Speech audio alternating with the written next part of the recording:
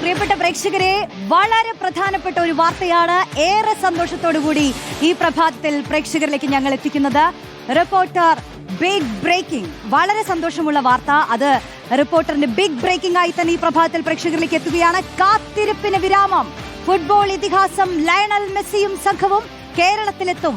Messi ഉൾപ്പെടുന്ന അർജന്റീനയുടെ football team കേരളത്തിലെത്തുമെന്ന് അർജന്റീന ഫുട്ബോൾ അസോസിയേഷൻ ഔദ്യോഗികമായി അറിയിച്ചിരിക്കുന്നു. നവംബർ 10 മുതൽ 18 വരെയുള്ള ദിവസങ്ങളിലാണ് അർജന്റീന ടീമിന്റെ കേരള സന്ദർശനം. കേരള സർക്കാരുമായി ചേർന്ന reporter broadcasting company private limited ആണ് ഫുട്ബോൾ ലോക ജേതാക്കളെ കേരളത്തിലെത്തിക്കുന്നത്. അപ്പോൾ നമുക്കതിന്റെ വിശദാംശങ്ങൾ അറിയണം, വിശേഷങ്ങൾ അറിയണം. ജയേഷ് പൂക്കോട്ടൂരും മനൂപ് ഷൺമുഖനുമാണ് ചേരുന്നത്. ജയേഷ്, അങ്ങനെ കാത്തിരിപ്പിന് വിരാമമാവുകയാണ്. കാൽപന്ത് കളിയുടെ വിശിഹ കേരളത്തിലേക്ക് എത്തുന്നു. റോഷ്നി, ജയേഷ് എൻ്റെ ഒപ്പം ഉണ്ട്. എന്താ പറയേണ്ടതെന്ന് അറിയില്ല. ബിഗ് ബിഗ് ബിഗ് ബ്രേക്കിംഗ് എന്ന് തന്നെ പറയേണ്ടിയിരിക്കുന്നു. ഇത് റിപ്പോർട്ടറിൻ്റെ കേരള കായിക പ്രേമികൾക്കുള്ള വലിയ വലിയ വലിയ ഓണസമ്മാനം എന്ന് പറയേണ്ടിയിരിക്കുന്നു.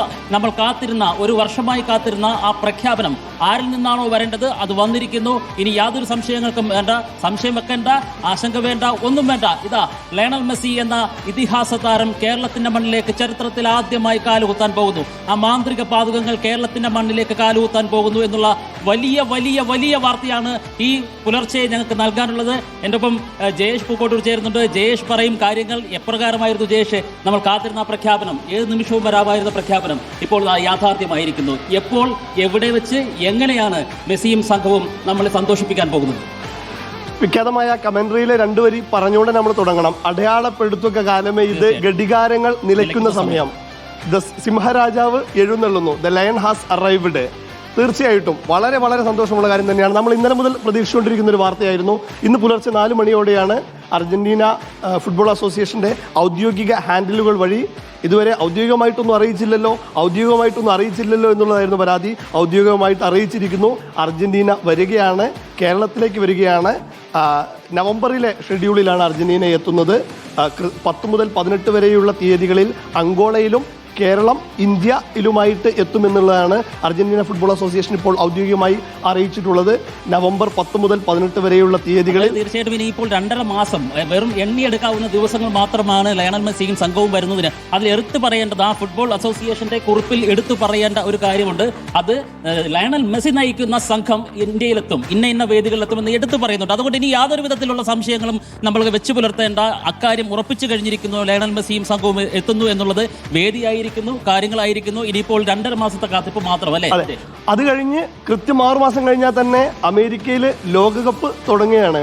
അപ്പോൾ ലോകകപ്പിന് മുന്നോടിയായുള്ള തയ്യാറെടുപ്പ് മത്സരം എന്നുള്ള നിലയ്ക്ക് അർജന്റീന വളരെ സീരിയസ് ആയിട്ട് ഒരു സൗഹൃദ മത്സരത്തിനപ്പുറത്തേക്ക് ലോകകപ്പിന് മുമ്പുള്ള പ്രധാന തയ്യാറെടുപ്പ് മത്സരങ്ങളിൽ ഒന്നാണ് കേരളത്തിൽ നടക്കുന്നത്, റിപ്പോർട്ടർ നടത്തുന്നത്. അതാണ് അതിന്റെ ഏറ്റവും വലിയ പ്രത്യേകത എന്ന് പറയുന്നത്. തീർച്ചയായിട്ടും ഇനിയിപ്പോൾ മറ്റൊരു കാര്യം കൂടി ബാക്കിയുണ്ട്. അത് ആരാണ് എതിരാളികൾ എന്നുള്ള കാര്യത്തിൽ അത് നിശ്ചയിക്കത്തേയുള്ളൂ. അത് സമയക്രമം അനുസരിച്ച് അത് പ്രഖ്യാപിക്കുമെന്നാണ് പറയുന്നത്. ആ പ്രഖ്യാപനം കൂടി നമ്മുടെ റിപ്പോർട്ടർ ടിവിയുടെ ഭാഗത്തു നിന്നും ഏറ്റവും അടുത്ത നിമിഷങ്ങളിൽ ഉണ്ടാകുമെന്ന് നമ്മൾ പ്രതീക്ഷിക്കുന്നു. എന്തായാലും ആ ഒരു കാര്യം കൂടി ആകാംക്ഷയോട് കൂടി കാത്തിരിക്കുകയാണ്. കാരണം അർജന്റീന കുപ്പായത്തിൽ ഒരുപക്ഷെ ലയണൽ മെസ്സി ഇനിയിപ്പോൾ മത്സരിക്കാൻ പോകുന്ന 2 മത്സരങ്ങൾ സെപ്റ്റംബറിൽ നടക്കാനിരിക്കും. September 5-നും വെനസ്വേലയ്ക്കെതിരെ, September 10-ന് ഇക്വഡോറിനെതിരെ.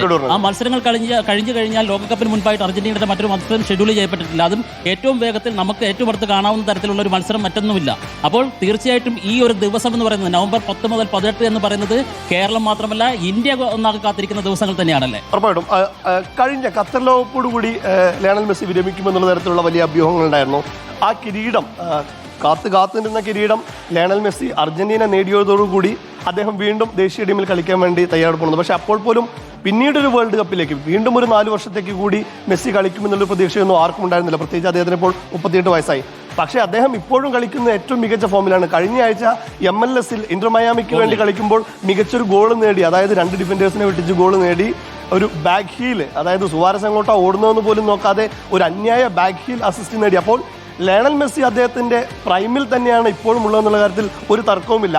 ആ സ്കില്ലുകൾ, ആ മാജിക്കുകൾ നമുക്ക് കണ്ണുകൊണ്ട് കൺമുന്നിൽ മലയാളികൾക്ക് കാണാമെന്നുള്ളൊരു വലിയ വലിയ വലിയ സുവർണാവസരം തന്നെയാണ് ഇപ്പോൾ തീർച്ചയായിട്ടും നമ്മൾ ഒരുക്കിക്കൊണ്ടിരിക്കുന്നത് ലോക മലയാളികൾക്ക് വേണ്ടി. തീർച്ചയായിട്ടും അതിനകത്തൊരു കൺഫ്യൂഷൻ ഉണ്ടായിരുന്നത്, അല്ലെങ്കിൽ വിമർശകർ ശക്തമായിട്ട് നമുക്കെതിരെ പരിഹാസം ചൊരിഞ്ഞൊരു കാര്യമുണ്ട്. നമ്മൾ അടുത്ത വർഷത്തേക്ക് അവർ ഒരു തീരുമാനം മാറ്റി വെച്ചേക്കുമോ എന്നുള്ള കാര്യത്തിൽ ആശയക്കുഴപ്പം നിലനിൽക്കുന്നു എന്നുള്ള കാര്യം നിലനിൽക്കുമ്പോൾ ഇല്ല, മെസ്സി വരില്ല എന്ന തരത്തിലുള്ള ദുഷ്പ്രചരണങ്ങൾ നടത്തിയിട്ടുള്ള ഒരു സംഘമുണ്ട്. അവർക്ക് കൂടിയുള്ള മറുപടിയാവുകയാണ് ഈ നിമിഷങ്ങളിൽ നമുക്ക് എടുത്തു പറയേണ്ടിയിരിക്കുന്നു, അല്ലേ ജെയ്സ്? ഉറപ്പായിട്ടും. കാരണം ഒരുപാട് കാര്യങ്ങൾ ഇത് തുടക്കം മുതൽ പ്രഖ്യാപിക്കുന്ന സമയത്ത് നമ്മൾ 2025 ഒക്ടോബറിൽ കൊണ്ടുവരുമെന്നുള്ളൊരു പ്രഖ്യാപനം 3 വർഷങ്ങൾക്ക് മുമ്പേ കായിക മന്ത്രി നടത്തിയിരുന്നു. അത് സ്പെയിനിൽ നടത്തിയ കൂടിക്കാഴ്ചയ്ക്ക് ശേഷമായിരുന്നു അദ്ദേഹം ജേഴ്സി കൈമാറിക്കൊണ്ട് ഒരു ഫോട്ടോ എടുത്തത്.